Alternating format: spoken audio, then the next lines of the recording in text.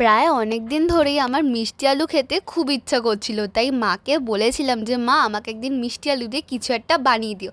তাই মা আজকে বানিয়েছে লাউ পাতা দিয়ে মটর ডাল, তার সাথে মিষ্টি আলু ভাজা আর ছিল কুমড়ো আর মিষ্টি আলু এবং আরও নানা রকম সবজি দিয়ে লাউ পাতার তরকারি, আর ছিল হাঁসের ডিমের ঝোল, তাও আবার আলু দিয়ে।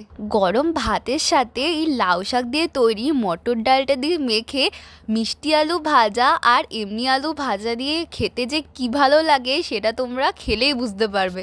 আর এই সব রকম সবজি, মিষ্টি আলু আর বড়ি দিয়ে তৈরি লাউ শাকের তরকারিটা খেতে কিন্তু আমার দারুণ লাগে। আর আমার মা ওই তরকারিটা এত সুন্দরভাবে রান্না করে যে এটা থাকলে আমার তো আর কিচ্ছু চাই না। আর সব শেষে ছিল আমার প্রিয় আলু দিয়ে হাঁসের ডিমের ঝোল। আর বাড়িতে যখনই হাঁসের ডিম আসে তখনই আমি মাকে বলি যে এই হাঁসের ডিমটা আলু দিয়ে রান্না করো, কারণ এই আলু দিয়ে হাঁসের ডিমের ঝোলটা খেতে কিন্তু আমার সব থেকে বেশি ভালো লাগে। আর আজকের লাঞ্চটা এভাবেই শেষ করলাম, দেখা হচ্ছে নেক্সট শর্টসে, টাটা।